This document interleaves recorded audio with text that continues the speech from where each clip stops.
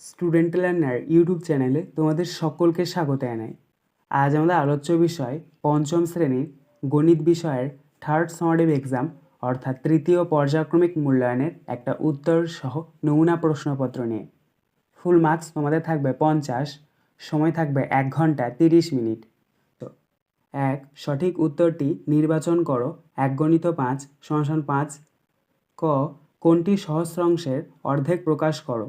0.001, 0.01, না 0.0005, না 0.005? সঠিক উত্তর হবে 0.005। খ, ঐকিক নিয়মে যে সংখ্যাটি আবশ্যক তা হলো 1, 2, 3, না 4? সঠিক উত্তর হবে 1। গ, চতুস্তলক হলো এক প্রকার আয়তঘন, পিরামিড, প্রিজম, না শঙ্কু? সঠিক উত্তর হবে পিরামিড। ঘ, যে বৃত্তের ব্যাসার্ধ 7 সেমি তার ব্যাস হবে 3.5, 7, 14, না 21 সেমি? সঠিক উত্তর হবে 14 সেমি। কারণ দেখো, ব্যাসার্ধ যা হয়, যদি আমরা ব্যাস বের করি তাহলে সেটাকে 2 দিয়ে গুণ করতে হয়, তো 7কে 2 দিয়ে গুণ করলে 14 হচ্ছে। ইঙ, কোন সেটটি ত্রিভুজ আঁকার জন্য উপযুক্ত বাহুর মাপ? সেমি এককে। 5, 6, 10, 4, 8, 15, 7, 5, 12, না 2, 3, 9? সঠিক উত্তর হবে 5, 6, 10।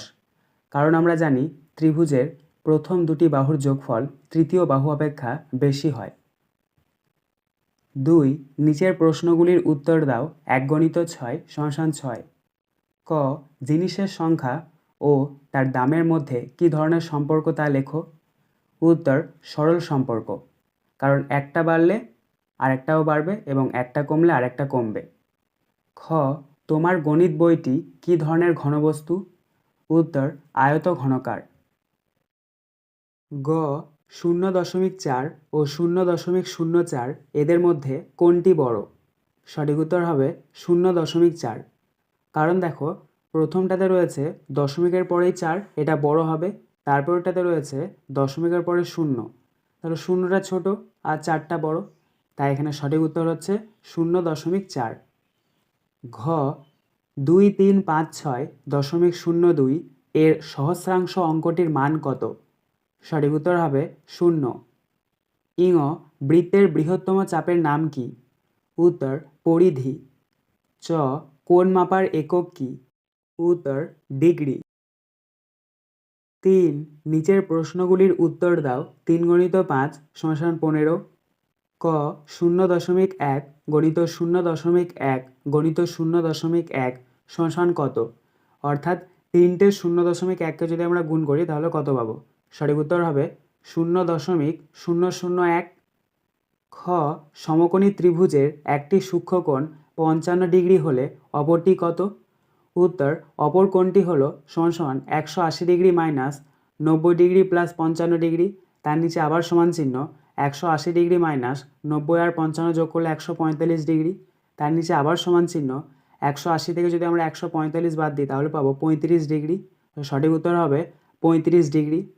দেখো, এখানে 180 ডিগ্রি এই কারণে নেওয়া হয়েছে কারণ আমরা জানি ত্রিভুজের 3টি কোণের সমষ্টি 180 ডিগ্রি, আর সমকোণী ত্রিভুজের একটি কোণ 90 ডিগ্রি হয়, তাই এখানে 90 ডিগ্রি নেওয়া হয়েছে, আর 55 ডিগ্রি রয়েছে তাই এটা নেওয়া হয়েছে। গ, 1 ডজন কলার দাম 48 টাকা হলে 1 জোড়া কলার দাম কত? উত্তর, 1 ডজন অর্থাৎ 12টি কলার দাম সমান 48 টাকা। তার নিচে লিখবে 1 জোড়া অর্থাৎ 2টি কলার দাম সমান 48 ভাগ 12 গণিত 2। তো 48কে যদি আমরা 12 দিয়ে ভাগ করি তাহলে পাবো 6, তারপরে গণিত আছে 2 আছে 2, তার নিচে আবার সমান চিহ্ন দাও। 6-এর সঙ্গে যদি আমরা 2-এর গুণ করি তাহলে পাবো 6 2 12। তো সঠিক উত্তর হবে 12 টাকা। ঘ, একটি চাকা 17 বার ঘুরলে 170 মিটার যায়। 1700 মিটার যেতে চাকাটি কতবার ঘুরবে?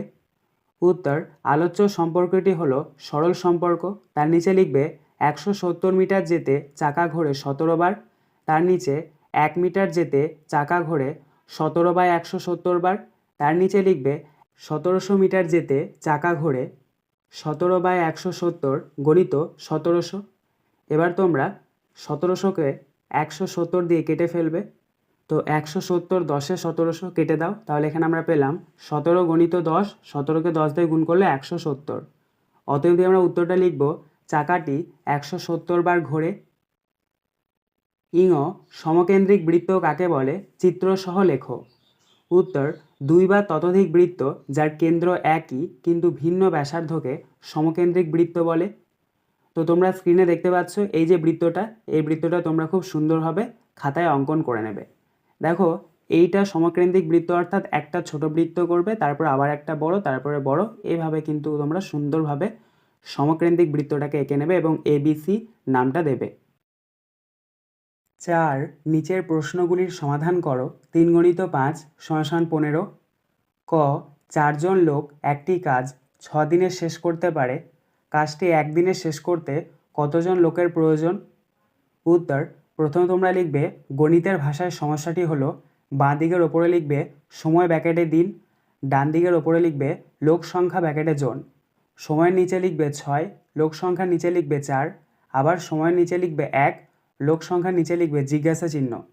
তার নিচে লিখবে এখানে সময়ের সাথে লোক সংখ্যা ব্যস্ত সম্পর্কে আছে, কারণ দেখো, একটি বাড়লে অপরটি কমবে, আরেকটি কমলে অপরটি বাড়বে, তাই এটা ব্যস্ত সম্পর্কে রয়েছে। তার নিচে লিখবে 6 দিনে কাজ শেষ করতে পারে 4 জন লোক। তার নিচে লিখবে একদিনে কাজ শেষ করতে পারে 4 গণিত 6 জন লোকে। তো 4-এর সঙ্গে 6-এর গুণ করো, 4 6 24, তাহলে সঠিক উত্তর হচ্ছে 24 জন লোক।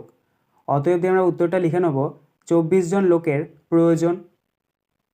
খ, মুর্শিদ বাসে চেপে মামার বাড়ি যাচ্ছে। বাসের গতিবেগ ঘন্টায় 40 কিমি হলে সে 3 ঘন্টায় পৌঁছায়, কিন্তু যদি বাসটি ঘন্টায় 60 কিমি গতিবেগে যায় তবে তার কত সময় লাগবে? উত্তর, প্রথমে তোমরা লিখবে গণিতের ভাষায় সমস্যাটি হলো, তার নিচে বাঁ দিকের ওপরে লিখবে দূরত্ব ব্যাকেটে কিমি, ডান দিকের ওপরে লিখবে সময় ব্যাকেটে ঘন্টা। দূরত্বের নিচে লিখবে 40, সময়ের নিচে লিখবে 3, দূরত্বের নিচে আবার লিখবে 60, সময়ের নিচে লিখবে জিজ্ঞাসা চিহ্ন। তার নিচে লিখবে এখানে দূরত্বের সাথে সময় ব্যস্ত সম্পর্কে আছে, কারণ এটাও একটা বাড়লে একটা কমবে এবং একটা কমলে আরেকটা বাড়বে। তো তার নিচে দেখো 40 কিমি দূরত্ব পৌঁছয় 3 ঘন্টায়। তার নিচে লিখবে 1 কিমি দূরত্ব পৌঁছয় 3 গণিত 40 ঘন্টায়।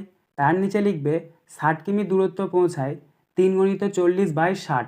এবার কাটাকুটি করবে, 3-এর সঙ্গে 60-এর কাটাকুটি করো, 3 20 60, 3 কেটে দাও, 60 কেটে দাও, নিচে 20 লেখো।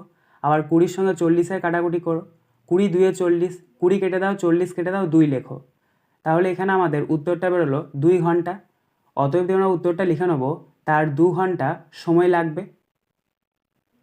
গ, 14.09 মিটার লম্বা একটি বাঁশের 4.2 মিটার কাদায় ও 3.01 মিটার জলে আছে।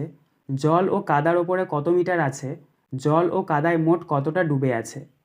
উত্তর, প্রথমে তোমরা লিখবে জল ও কাদার ওপরে আছে সমান সমান 14.09 বিয়োগ প্রথম ব্যাকেটের মধ্যে 4.2 যোগ 3.01 ব্যাকেট ক্লোজ মিটার। তার নিচে আবার সমান চিহ্ন দেবে, 14.09 আছে তাই লিখবে, বিয়োগ আছে বিয়োগ দেবে। এবার 4.2 আর 3.01টাকে যোগ করে নেবে। এই দুটোকে যদি আমরা যোগ করি তাহলে পাবো 7.21 মিটার। তার নিচে আবার সমান চিহ্ন দেবে। এবার 14.09 থেকে 7.21 মিটার বাদ দিয়ে দাও। এটা থেকে এটা যদি আমরা বাদ দিই তাহলে পাবো 6.88 মিটার, অর্থাৎ 88 মিটার। তার নিচে লিখবে জল ও কাদায় মোট ডুবে আছে সমান সমান 4.2 যোগ 7.21 মিটার। এই দুটোকে যোগ করতে হবে এবং এই দুটোকে যদি আমরা যোগ করি তাহলে পাবো 7.21 মিটার। 5 যে কোনো দুটি প্রশ্নের উত্তর দাও। 4 গণিত 2 = 8। ক, স্কেল ও পেন্সিলের সাহায্যে 10.5 সেমি দৈর্ঘ্যের একটি সরলরেখাংশ অঙ্কন করো এবং নাম দাও। উত্তর, তোমরা স্কেলের সাহায্যে 10.5 সেমি দৈর্ঘ্যের একটি সরলরেখা খাতায় অঙ্কন করবে এবং প্রথমে এ এবং সবশেষে বি নামটা দেবে। খ, 7 সেমি ব্যাসের একটি বৃত্ত অঙ্কন করে কেন্দ্র, বৃহত্তম জ্যা ও পরিধি চিহ্নিত করো। উত্তর, তোমাদেরকে দেখো এখানে 7 সেমি ব্যাস বলেছে, তো এটার ব্যাসার্ধ হবে 3.5, কারণ 7কে যদি আমরা 2 দিয়ে ভাগ করি তাহলে 3.5, তাহলে 3.5 সেমি নিয়ে তোমরা কাঁটা কম্পাসের সাহায্যে একটা বৃত্ত অঙ্কন করবে এবং বৃত্ত অঙ্কন করার পর কেন্দ্র, অর্থাৎ মাঝখানে যেটা গোল থাকে সেটা কেন্দ্র হবে এবং জ্যা হচ্ছে ব্যাসটা, অর্থাৎ সর্বাধিক, যেটা হচ্ছে সর্বাধিক বৃত্তের মধ্যে সর্বাধিক যে বাহুটা সেটা হচ্ছে জ্যা, এবং পরিধি হচ্ছে গোটাটা। তো তোমরা স্ক্রিনে দেখতে পাচ্ছ এটা হচ্ছে কেন্দ্র, এটা হচ্ছে জ্যা এবং এটা হচ্ছে পরিধি।